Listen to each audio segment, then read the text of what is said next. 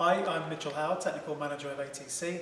Today I'm going to be using our K1 chiller to demonstrate undercooling, a phenomenon where the chiller may be running warmer than your set point value.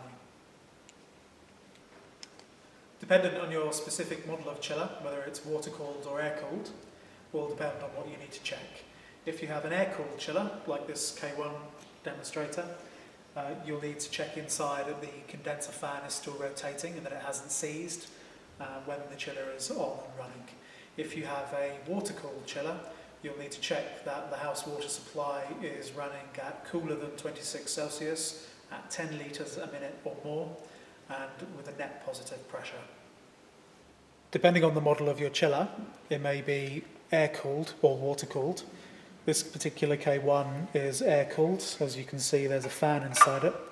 The first thing to check if you suspect undercooling is whether the fan is still rotating. And you can see by this one, if I just poke it with the pen, it freely rotates.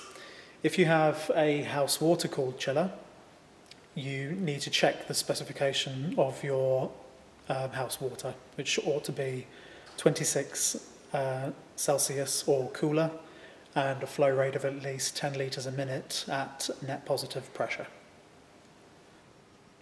The second step in troubleshooting undercooling is to investigate the controller SSR refrigerant solenoid valve chain.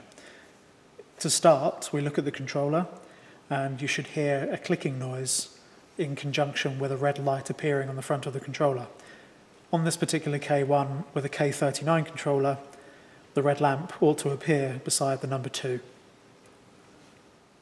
If your controller appears to be working okay, the next component to check is the solid-state relay. Solid-state relay has a pair of DC terminals connected directly to the controller and a pair of terminals that allow AC power to feed through to the refrigerant solenoid valve. If you can see the red lamp appearing on the front of the controller, but you can't hear the clicking noise, and you've already ruled out the controller, then the solid-state relay may be at fault. The final 2 links in the chain are the coil for the solenoid valve and the solenoid valve itself. If you can still hear a clicking noise and it's moving in sync with the controller, then your system is fine in regards to the controller SSR refrigerant solenoid valve chain.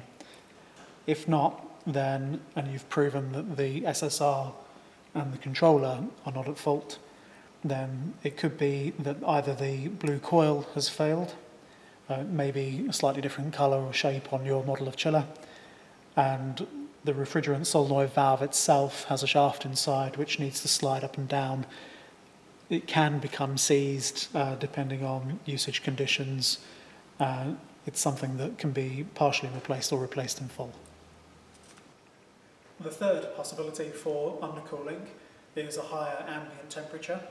Anything above 35 Celsius increases the pressure in the refrigeration system and can cause a drop in cooling capacity.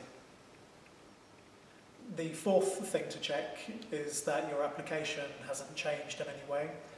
Sometimes customers' loads will increase unbeknownst to them, and it pushes the chiller beyond its working capacity. Thank you for watching. I hope you found this video useful. If you need any further assistance, you can either call the factory or find details on our website app-therm.com.